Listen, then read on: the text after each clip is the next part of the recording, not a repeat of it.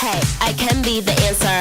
I'm ready to dance when the vamp up. Then when I hit that dip, get your camera. You can see even that bitch shit's the camper. In the DM, that young sister beacon.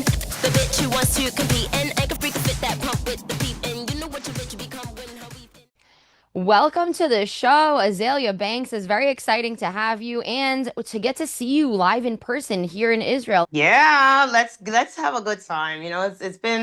It's been a crazy season, but we have this like whole like holiday season coming on, and it's you start getting a little sentimental. It's like let me go be near my friends and like my people.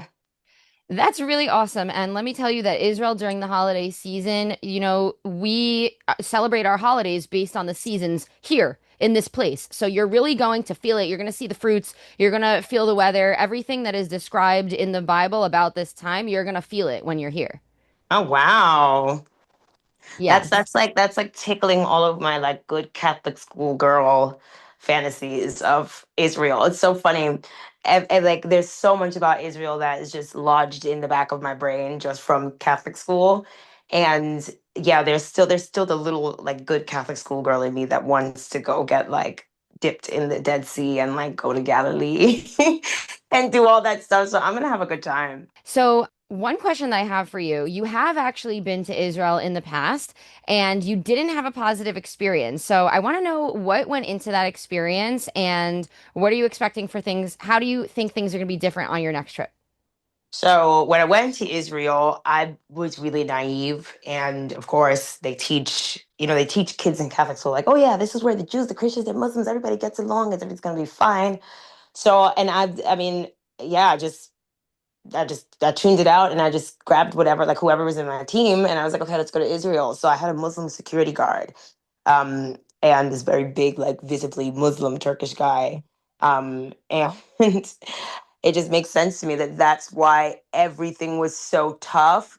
But this time that I'm going, I'm now I'm going and I know better. And the first time I went part of this like student exchange thing, and it was yeah, I was supposed to go to see the Dead Sea and do all of these things, and they flew me on El Al, and I was the only girl on the El Al flight with like this little like gay flag, like gay flag crop top and sparkly leggings, and just like there with all this like strong perfume in this whole plane full of Hasids, and it was a like a culture shock. And nobody explained anything to me, and I mean, I didn't know any better, so I just came in a way that was like a little crazy. But this time, this time I know better. This time I'm just gonna come, on my own, or maybe I'll have like a makeup artist fly with me, and we're just gonna, keep it light and healthy. Well, there are so many worlds within Israel. You have, I live in Tel Aviv, a little more progressive, a little more open. There's Jerusalem, which has a religious feel. So if you don't have any context, you might only see one lane and you Yeah, might I only yeah. saw Tel Aviv. Like I wanted to go to Jerusalem. I wanted to go to the Dead Sea. Like you want to go see all that stuff. So I'm gonna get to see all that stuff now.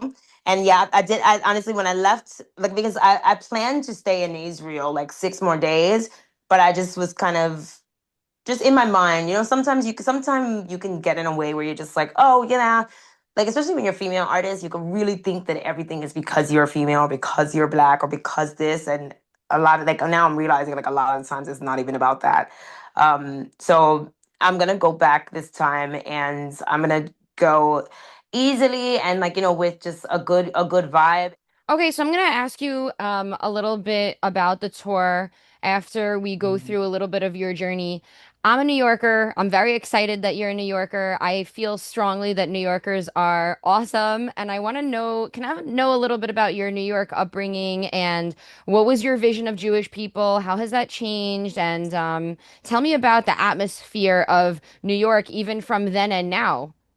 So, okay, so I grew up in West Harlem, just right above, like on 152nd Street, Amsterdam and Broadway. And I grew up with a very Presbyterian kind of Catholic, like wrapping around me, just what my mom would like, we'd go to Catholic church and stuff like that. But also in the neighborhood, we have like the Presbyterian hospital and stuff like that. And my mom worked at a lot of places where, she get hired by Jews and stuff like that. Namely, she had this job at this place called Lee's Art Shop, which was run by this family of Jews. And it was like that was like my mother's pride and joy. Like she waited on celebrities and did a bunch of stuff like that. So we always had that closeness, and that I always had that understanding of just like, okay, yeah, like Jews are like, I mean, honestly, like, I had to take a step back. I was just like, damn, maybe about 85% of the white people I know are Jews.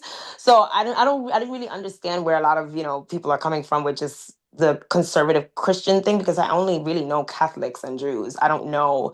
I mean, I know some Baptist people, but I don't really know that many It's people. very New York. I also didn't meet any non-Catholics or Jews until I was 18. Yeah, so I mean, maybe that has a lot to do with it too, but I mean, it was really a culture shock coming to the EU and coming to the UK and just seeing how much of a like just seeing how big anti-Semitism is outside of New York City. It was just kind of like, whoa, like because I mean, you don't really experience it inside of New York City, and I mean, it's not something that's really talked. I mean, maybe it's something that's talked about amongst Jews, but it's never been like a thing that any of my Jewish friends have kind of sat down and spoke to me about and like About what expressed exactly? about anti-Semitism. Absolutely. I Like think that there's been a stretch where Jews maybe felt a lot less anti-Semitism up until the last couple of years. yeah, and maybe it just wasn't a thing. And I mean, sometimes you would hear people say it, but it'd just be like, what do you mean? Like I didn't really understand what it meant. I thought it was kind of just like a fancy way of like white people like trying to say like, oh, you're being like anti-white. But because my understanding was like I like 85% of the white people I know are Jewish, so I just didn't fucking know. But I would see Hasidic people walking around when I was a kid, and like, I know it sounds really ignorant, but I would just think that they were like something to do with Christmas or something.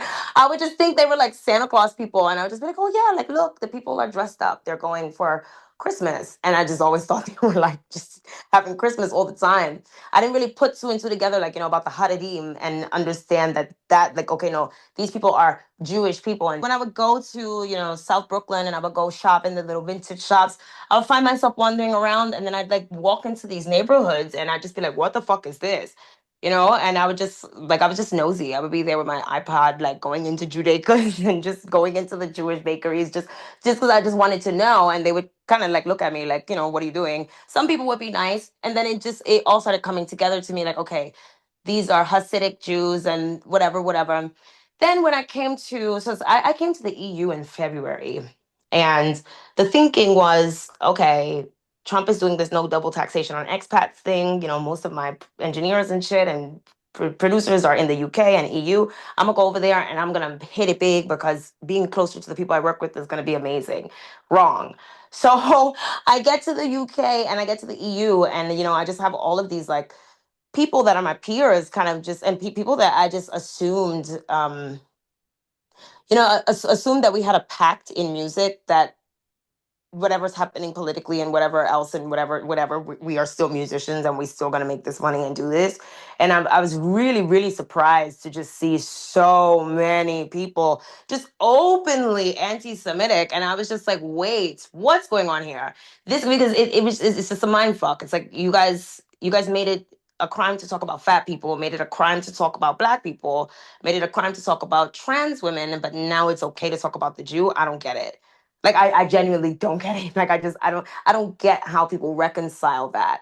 And people were then people in the EU and the UK, they were accusing me of being a genocide supporter, like just all of these things that like I guess I had my head down and I wasn't really paying attention to this recent round of Israel Palestine relations, because it's kind of just been it's been common practice as a New Yorker, mind your business, like you have lots of Jewish friends, we have like we have Afghan people that live there in New York. We have a lot of Yemeni people. It's just something that you just like out of courtesy, you just don't talk about because you don't really have the standing to talk about it and you don't know what you're talking about.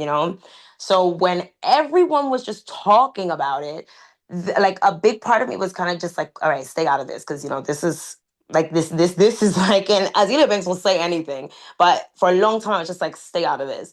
But I just watched what people were saying, and I'd watch these like producers talking shit about Jews, and then I just be like, what are you talking about? Like, I first off, I don't know these people. Like whatever you're talking about, like blood, like I don't know people like that, you know. And it's honestly just been a bunch of bullshit. Like I don't under like I really don't understand, and I'm not a fake person. I'm not gonna just obligatorily like jump in and dump on Jews because this is like the cool thing to do now or whatever. So I'm also still like really confused. But it was honestly just this shit with the fucking festivals, you know. The fact that like, okay, when you book Azealia Banks, you know what you're getting. You know, you know like that I come with a bunch of shit. So I booked these festivals, I'm headlining these festivals, you know, the festival tickets are sold out, and then all of a sudden some like group called Ravers for Palestine start like, you know, boycotting me, blacklisting me, and I'm getting all this pressure from the promoters to say free Palestine, or just then I'm just like, what the fuck is going on? You know, that was the moment that I had to step back and I was like, okay, hold up. This is gonna ruin society as we know it. And actually, maybe you know that this is a problem when you like start capitulating to the woke mob. It's always one thing after another, and once you capitulate, you have to capitulate to the next thing and the next thing and the next thing and the next thing. And I was just kind of like, this is crazy. Like this is just fucking crazy. So that was the turning point when, you know, I had promoters, I hadn't signed up for those festivals knowing that they were going to be a political thing. Like they're having these like Palestine action recruitment drives at the festivals. Like what the fuck is that?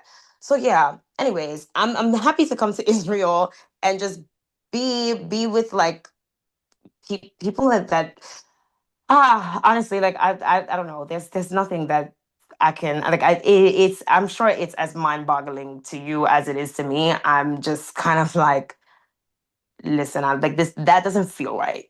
You know, that doesn't feel right. Israel feels right. I know the Jews, like these are my people. They're not, I don't know. I think that you're having an experience that a lot of Jews feel actually when they come to Israel and they feel like they could breathe for a minute because they could just be and live and not have to deal with other people's experiences or perceptions and just be here. And that's one reason actually why I'm here because I didn't want to have to explain myself who I Oh, am. just like having to explain your humanity all the time. It's like, I mean, I get a dose of that, you know, not to be like as a black woman, but I do get a dose of that. But just this extra layer on top of it, being from New York, and you know, people are like, oh, your tax dollars support genocide. I'm like, you mean the taxes that I'm forced to pay? Like, who wants to pay taxes? What do you mean? 100%. I do think that it's valid, your identity, because when you cannot just show up as yourself in your work or in your life, and you're in a constant state of explaining everything, it can be challenging. So what I have And then you don't get anything done, and that's how they win, you know. So I'm coming to Tel Aviv to just really get like a summer's worth of just songs done, because it's so bad that people are boycotting me and blacklisting me from all angles, you know, and it's really insane. Wow, this is honestly a breakthrough hearing that an American artist from New York needs to come to Tel Aviv to get work done. That's really shocking. So tell me about the work you're going to do, your upcoming tour, and if there is a message or something that you want people to get out of it, and what kind of performances they're going to do. Tell me about your time here. So when I come there, I'm gonna do the girls just like a cute little show. I lost like a good 350,000 pounds worth of touring this summer for not saying free Palestine, you know. And I've kind of just been waiting around in UK, like hoping things will pick up or hoping things will change. But nah, motherfuckers are not gonna change. And I mean, it just is what it is. And I'm not gonna walk back anything that I said, because I meant everything I fucking said. And yeah, I think also just I think also there's just this expectation that I'm supposed to lend my voice, or that you can hijack my voice, because I'm gonna fall prey to some like weird thing about, you know, brown versus black, like, you know, like brown people versus white people, all the big bad white people and whatever the fuck. That's not gonna work, you know, especially not for me. It's not gonna work. And yeah, I have to come to Tel Aviv to get some work done, because things are so tense in the UK, and I don't think they'll be tense in America, but things are so tense in the UK that people are really boycotting one another and policing one another. Like people have gone through my Google search to find pictures of like some Jewish guy that I dated fucking 4 years ago to like call me a Zionist or call me a genocide supporter. Like, and it's just like this is really getting insane. And I thought I was crazy, but no. Actually, motherfuckers might really be crazy, and I just have to get away from people. You have lost a lot of money, a lot of support, and a lot of opportunities for not saying free Palestine. What can you give me a rundown of some of the opportunities that have been canceled for you, some of the things that you haven't been able to do because of your support of Jewish people and of the state of Israel? So my like the two big festival bookings that I had this summer canceled. I had like a residency in Amsterdam that was canceled. I was supposed to play Big Day Out in Scotland. They canceled that. I was supposed to play in Newcastle. They canceled that. Um, a lot of things have been canceled. And then, but I do have my shows in New York City and in Atlanta, AEG. So that's gonna be good. But even my booking agency, they like, and there's all this weird collusion. So found out that my booking agency has this charity thing called Client Earth that has these weird ties to like Palestinian charities and stuff like that. And there's just a lot of action in the UK music industry and entertainment sector where people are running these charity scams and this like, and it's like, listen. I don't know how money is getting into Gaza right now. You know what I'm saying? But I mean, and like I was not told when I booked these shows that this was the Free Palestine event. I wouldn't have booked these shows if I knew that this was gonna be some like jihadi mujahideen shit, and it's just like it's crazy and it's annoying to have been like led down a road and thought that I was just doing my show, but you guys are like are attaching all of this like Palestine shit to my gig, and like I'm kind of like my voice is being hijacked for a cause that I don't really want anything to fucking do with. So it's been a lot of head fuckery and just like the collective punishment. Like you see these like documents going back and forth, the back and forth between like the agency and the promoters and the whatever, and they're just like, oh, does she think a bunch of Zionists are gonna book her?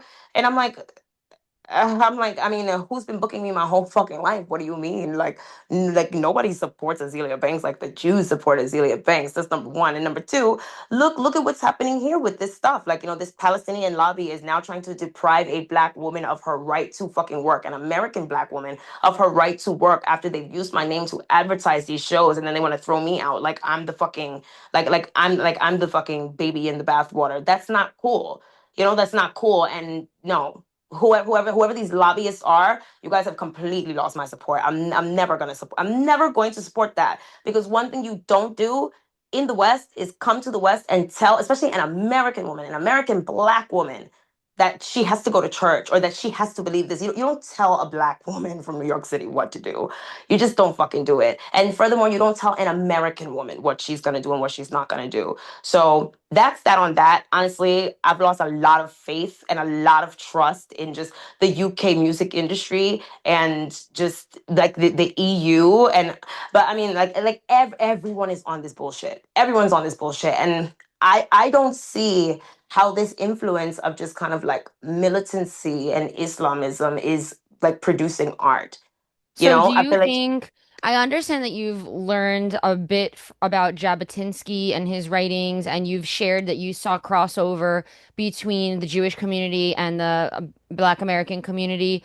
I want to ask you, but we know that the crossover has been there. absolutely. It's just like when you're in school, all you read about is, it's all just like the horror stories of the Holocaust. We don't get Jabotinsky in our social studies curriculum. I really wish we did. Like you get like, as it's like, honestly, like I would much rather learn about Jabotinsky than fucking Hitler. Like, please change the curriculum. Like, I don't want to learn about. I mean, I guess you have to learn about it so like history doesn't repeat itself. But just learning that there are all of these like really fucking like amazing like Jewish thinkers and stuff. I feel like, yeah, I feel like I've been cheated out of like an education. So I'm gonna go to Israel, and I'm gonna go pick up a lot of like, just pick up the pieces and fill in the holes and fill in the blanks, so I don't have just like this And it's something that I'm doing with myself, like just this story of like, oh, slaves on a boat coming over, blah blah. No, it's much more deeper. It's way more nuanced than that. Um, and yeah, like just reading the way Jabotinsky writes about the Black experience. It's not all this like just like crazy stuff and just kind of it's not so sensational. It's very to the point and very direct. And he's it's not even like he's trying to use it as a way to make himself, because like people really love to use the Black experience as a vehicle to push their own stuff. But Jabotinsky was just writing about it. He was just like, yo, this is crazy, like on the backdrop, like this idyllic backdrop of freedom for all and everything, there's blatant fucking discrimination against these people, and it's never going to change. That's really what kind of stuck out to me with Jabotinsky saying like, no, it's permanent. And I'm like, damn, he's right. But when you compare Judaism to the other two Abrahamic religions as a base like a base to build a society, to build an economy upon, like Judaism works. Talmudic philosophy fucking works. Zionism works. And Zionism is the framework that we all fucking live in, whether you want to or not, whether you want to admit that or not. Well, But are you but saying that because of the democratic values that the United States and the Western world has adopted, which are No, no, based no, off no, of, no, no, okay. no. I'm saying this because I think now is a moment in time where I'm realizing that Zionism is to Jews what hip hop is to Black America. And it's like it's this manifesto, it's this wish for the future, and it's like dreams manifested into reality. So there's something very magical about Zionism. And when you really get into the origins of Zionism, and you get into Weitzman, and you get into and Max Nordau and Jabotinsky and Herzl and stuff. These are all these just like armchair, like just armchair visionaries who really just had like just a desire in their soul to like imagine this world where the Jewish children can just play and be happy, and that's exactly what hip hop was, it's like imagining this world, this, creating this place and this space where Black people can feel safe and feel loved and feel confident and all that stuff like that. And when you look at Zionism and hip hop, they have both outgrown their creators, so Zionism has outgrown, Israeli nationalism, and like the Jew, like it's outgrown Judaism, and that's something to be really fucking proud of. Zionism it is the world religion, because Zionism is AI, Zionism is Uber, Zionism is Shopify, Zionism is Waves Audio, Zionism is Auto Tune, Zionism is you know it's a sex change. It's reaching your apex as a human, and Zionism is what we all subscribe to. There's no way that Islam thinks that it's going to get anywhere far while they're still hooked up to American and Israeli telecommunications, things like. And like when you look at China, they have their own internet and intranet. Iran kind of has its own intranet, but the Islamic world is not going to get far, logging all of their thoughts into the meta AI and into just the Zion. It's not going to happen, it's not going to happen while you're hooked up to American Apple iPhones and stuff like that. So Well, what I wanted to ask you about when you were talking before, and then we'll finish with just a few more words about your tour here and your music here and what you're going to do. I just wanted to ask you because you were sharing with me that you were unhappy to understand that these festivals and concerts you were going to had, for example, sign-up booths to join Palestinian, let's say, charities and Palestine support groups. Action and stuff like that. So, in terms of this, Who do who you who who fear? got put on the terrorist list, by the way? So first of all, that's very interesting, but do you feel that that reach is extending into a scary place? No, see, in this, that's why I kind of just said what I said, because I think that, when you live in fear, like when you live in fear, like, okay, regardless of what, you gotta live. Whether you live in fear or you live in whatever, one day you're gonna fucking die. It's gonna be over. And I really have just examined Zionism just as like examined it objectively as something separate from, Jewish, like, just Jewish nationalism and stuff. And I've been like, wow, this is really fucking amazing. Okay. Well, if you first you could find your last words on that thought, And also just share with me some words of what you want to do when you're here. I know you said you want to make music, but maybe leave us with something about the essence that you want to bring, the message that you want to bring, and what we could expect from your itinerary that people can take from your art. I really just want to have a good time. I just want to have a good time. I think that, yeah, it's just like, just have a good time. Because nothing, like, just all of these kind of things where I have to second guess myself, or like second guess my relationships with people and all that other stuff. It's not a good place to create from. Like, I need some freedom, and I'm gonna find that freedom in Tel Aviv, and I'm gonna find that freedom. I'm gonna get that freedom back. I'm going to take my freedom back from just people and their opinions. I've been under this scope since I was 17, and I just feel like it's one thing after another. It's, oh, you're a homophobe. Now you're this. Now you hate yourself. Now you support genocide, and it's just like, God damn it. God Uh, damn it. well, we look forward to having you here in Israel. Azalea, is there anything you want to leave us with?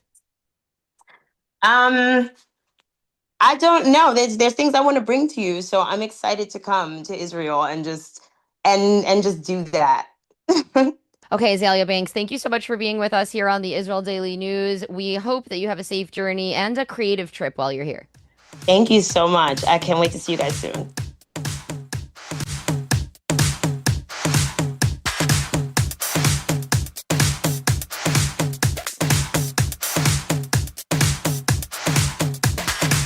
Hey, I can be the answer.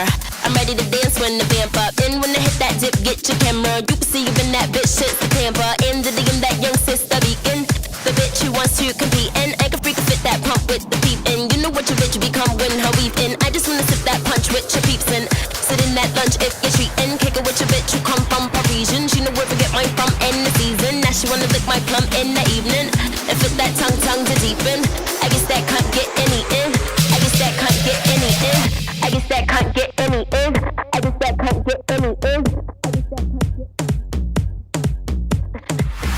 I was in the 212. I'm the uptown A nigga. You know what's up or don't you? Word of who made ya? I'm a rude bitch nigga. What are you made up of? I'ma eat your food up, boo. I could bust your 8. I'ma do one too. Fuck it, gun do. When you do make bucks, I'ma look right, nigga. Bet you do one too. Fuck.